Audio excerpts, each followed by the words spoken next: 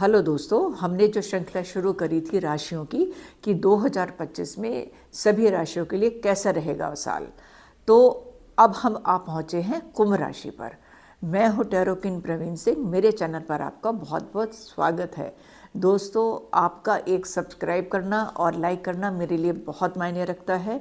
यदि आपने अभी तक सब्सक्राइब नहीं किया है तो मैं आपसे हाथ जोड़ के विनम्र निवेदन कि सब्सक्राइब करके बेल आइकन दबाना ना भूलिएगा। और अब मैं बताने जा रही हूँ आपको कि कुंभ राशि के लिए 2025 कैसे रहने वाला है। दोस्तों, इस साल जो 2025 है, उन्होंने जो भी अच्छे कर्म किए हैं, अभी तक करते आए हैं, उनको इस साल उनका फल मिलने वाला है। और इनको ऐश्वर्य मिलेगा, सम्मान मिलेगा और साथ ही साथ इनको धन की प्राप्ति भी होगी। मतलब पैसों के लिए इनके लिए बहुत अच्छा साल रहने वाला है। और दोस्तों, जो एक कुंभ का मतलब ही है ना, कुंभ भरा हुआ, मतलब पैसा सब ये कि इनके पास भरा हुआ है। और कुंभ के नाम से मुझे याद आया, अभी तो हमारा अब कुंभ महाकुंभ पर्व होने वाला है। तो कितनी महत्ता हो गई है इस राशि की भी साथ में। और हो सके तो सभी लोग, अगर पॉसिबल है तो कुंभ स्नान में जाना चाहिए, करना चाहिए। वो आप सबकी अपनी अपनी सामर्थ्य है, अपना अपना एनवायरनमेंट है, आप कैसे जाना चाहते हैं या जो भी है। तो चलिए बात कर रहे थे कुंभ राशि की। तो इनको ऐश्वर्य, पैसा सब मिलेगा और संतान की तरफ से भी इनको बहुत अच्छी कोई न्यूज़ मिल सकती है। इनका क्या है, मार्च तक अच्छा है, फिर 1-2 महीने थोड़ा नॉर्मल है, उसके बाद मई से इनके लिए बहुत अच्छा होने वाला है। अभी जब राहु केतु चेंज होंगे दोस्तों, तो अगर आप पार्टनरशिप में काम करते हैं तो वो पार्टनरशिप आपकी टूट सकती है। इस बात का आपको बहुत ध्यान रखना है। आपको क्या है कि आपको ये पदोन्नति तो होगी, क्योंकि इसमें आपको एक काम और करना है कि अपनी हेल्थ का बहुत ध्यान रखना है। और आप ये जो मज़दूर हैं, गरीब हैं, इनको आप कुछ ना कुछ दान जरूर करें। आप मतलब कुछ भी आप जो अपनी आपकी सामर्थ्य होती है, वो मैं हमेशा कहती हूँ कि आप उनकी उस सामर्थ्य के अकॉर्डिंग आप उनको दान जरूर करें। और गाड़ी हमेशा धीरे चलाएं। और जैसा मैंने भी कहा ना कि ये बात बहुत अच्छी करते हैं, दूसरों को अपनी बात समझा बहुत अच्छी पाते हैं। अगर आप मोटिवेशनल स्पीकर हैं या ऐसे ही मिलते जुलते किसी क्षेत्र में आप हैं, तो आपके लिए ये साल बहुत अच्छा होने वाला है, क्योंकि आप बहुत इंटेलिजेंट भी होते हैं। आप अगर कोई आपसे सलाह मांगता है तो आप सलाहकार भी बहुत अच्छे हैं, आप उनको बहुत अच्छी सलाह दे सकते हैं। और जैसा मैंने निवेदन किया कि गाड़ी धीरे चलाइएगा। और आप जॉब में क्या है कि आपको जॉब में क्या कहते हैं, आपके लिए अच्छा रहेगा जिस भी जॉब में है।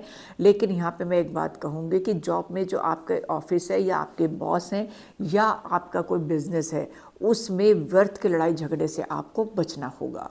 अपने आसपास भी या कहीं पर भी कोई अगर आपको ऐसा कोई सिचुएशन ऐसी पैदा हो जाती है, तो आपको उस स्थिति से बचना होगा।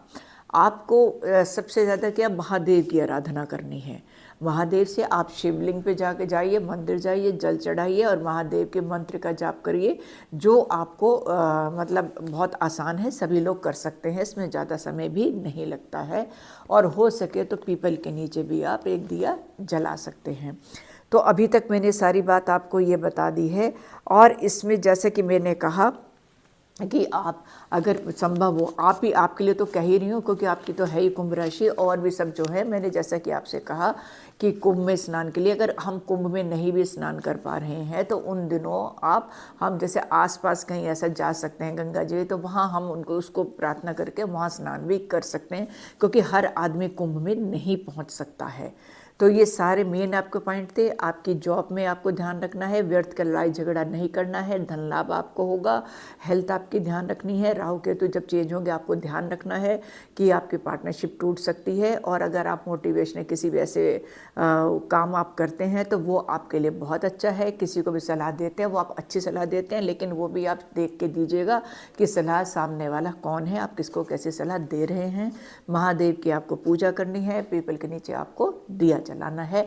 और हाँ, गरीबों की आपको, गरीब और मज़दूरों को आपको उनकी मदद करनी है। इसमें एक चीज़ और है, आपका क्या है कि जैसे कि प्रॉपर्टी का भी लाभ मैंने आपको बताया, धन लाभ बताया, प्रॉपर्टी का लाभ बताया, तो जो भी आप काम करेंगे ना, चाहे वो मोटिवेशनल है या कोई है, उसमें अपना रास्ता आपको खुद बनाना होगा और वो आप बना भी लेते हैं। तो ये सारी तो विशेषताएं भी हैं आपके अंदर और ये इन सब चीज़ों का आप ध्यान रखिएगा। तो दोस्तों, ये था कुंभ राशि वालों का विश्लेषण कि पूरा साल उनको किन चीज़ों का ध्यान रखना है और कैसा जाएगा कुंभ राशि वालों के लिए 2025। अब बात करेंगे आखिरी राशि मीन राशि की। दोस्तों, अब हम बात करने जा रहे हैं मीन राशि की, जो कि 12वीं राशि है, आखिरी राशि है। मीन राशि वालों का क्या है कि इनके अंदर थोड़ी सी असुरक्षा की भावना रहती है, थोड़े असुरक्षित महसूस करते हैं ये, लेकिन ये ज्ञान की राशि है, इनको बहुत ज्ञान है, क्योंकि गुरु बृहस्पति देव से हम इनको मीन राशि को रिलेट करते हैं। इनकी वाणी में थोड़ी सी तेजी होती है, तेज, मैं कर्कश की बात नहीं कर रही हूँ, कर्कश और तेजी में दोनों में अंतर है, तो थोड़ी सी इनकी वाणी तेज होती है। ये वैसे व्यवहारिक होते हैं, लेकिन इनके जीवन में संघर्ष बहुत होते हैं, लेकिन संघर्ष होने के बावजूद भी ये उस चीज़ को मैनेज करके चलते हैं। इस साल क्या करना है, आपको पैसों का बहुत ध्यान रखना है, मतलब कहीं भी आपको पैसे मैनेज करके चलने हैं, कहीं भी आप पैसों की फिजूल खर्ची ना करें। और 1.5 साल आपको कम से कम सब चीज़ों का बहुत ज़्यादा ध्यान रखना है। और इसमें क्या है कि आपके मतलब कि जॉब में बदलाव हो सकता है, अगर कोई आप जॉब कर रहे हैं तो उसमें ट्रांसफ़र आपका हो सकता है। और इसमें क्योंकि आपको विदेश जाने से फ़ायदा होगा, अगर आप कोई जॉब कर रहे हैं या कोई स्टूडेंट, जो बच्चे हैं जो विदेश जाके पढ़ना चाहते हैं, उनको फ़ायदा हो सकता है। लेकिन आप विदेश जॉब करने जाएं या पढ़ने जाएं, आपसे रिक्वेस्ट है, आप जहां भी जाएं, जिस कंट्री में भी जाएं, पहले उसकी पूरी इंक्वायरी करके, अपने सारे पेपर वर्क सब तैयार करके तब आप आगे बढ़ें। आपको क्या है दोस्तों कि जो ये हमारी मीन राशि है ना, इसमें आपको सबसे ज़्यादा क्या करना है कि आप अगर किसी जॉब पे जाते हैं या आप घर में अपने बिजनेस में जा रहे हैं और आपके माता पिता हैं, तो आप अपने माता पिता के चरण स्पर्श ज़रूर करके जाएं। ये तो माता पिता के चरण तो मैं सभी को बोलती हूँ, सभी बच्चों को, कि अपने माता पिता के आप चरण जरूर स्पर्श करें। और आजकल ये नहीं कि जैसे हम आधे से चरण स्पर्श करते हैं, नहीं, ऐसे नहीं, अच्छे से चरण स्पर्श करें, उनसे सूर्य तो हमारा अच्छा होता ही है। और माता पिता जो आशीर्वाद देते हैं ना, वो आशीर्वाद कभी खाली नहीं जाता है, चाहे आप जॉब करें या आप बिजनेस करें, वो आपके लिए बहुत अच्छे फल दे के जाता है। और एक चीज़ मैंने और आपको बोलूँगी कि आप राम दरबार, आप मंदिर जाएं तो जहाँ पे राम दरबार होता है ना, सारे राम जी, सीता जी, हनुमान जी, लक्ष्मण जी सभी होते हैं, आप वहाँ जाके राम जी की पूजा करें। या आजकल तो फूल बहुत सारे आ रहे हैं, सर्दियों के मौसम में फूल बहुत अच्छे आते हैं और गेंदा तो बहुत ही अच्छा आ रहा है आजकल। तो अगर आप राम मंदिर जा रहे हैं तो आप वहाँ पर गेंदे की माला चढ़ाइए, उनको अर्पित करिए, क्योंकि वो आपके लिए बहुत अच्छा फल देके जाने वाली है। और एक चीज़ मैंने और भी बताई आपको, और आप यहाँ पे सूर्य को जल भी दे सकते हैं। वैसे तो मैंने आपको बता दिया कि माता पिता के आप चरण स्पर्श करें, क्योंकि वो सूर्य से ही रिलेट होते हैं, और अगर आप सूर्य को जल भी देते हैं तो वो भी आपके लिए बहुत पॉजिटिविटी का काम करता है।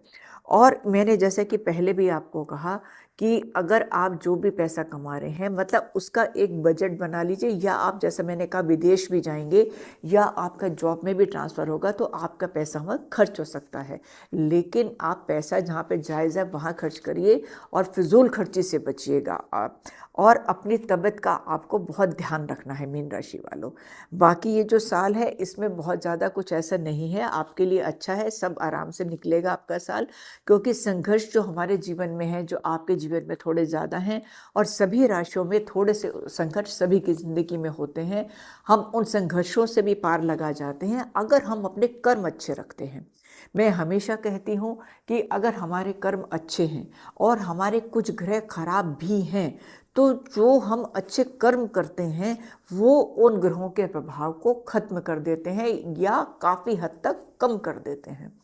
तो मैं यह सभी लोगों से कहना चाहूँगी, आज ही हमारी 12वीं राशि की भी बात हो रही है, तो मैं सभी से कहना चाहूँगी कि संघर्ष ठीक है, उनको आप अपनी सूझबूझ से, अपनी पूजा पाठ से उनको कम कर सकते हैं, और लेकिन अपने कर्म आप बहुत अच्छे रखिएगा, गरीबों की सेवा करिएगा, उनको कोई दान वगैरह आप दे सकते हैं वो दान दीजिएगा, अपने हेल्थ का, अपने पैसों का, इन सब का आपको बहुत ध्यान रखना है, अपनी वाणी का बहुत ध्यान रखना है। आपको अपनी वाणी पे बहुत संयम रख के चलना है। कोशिश करिए जहाँ ज़रूरत हो बस उतना ही बोलिए आप, है ना।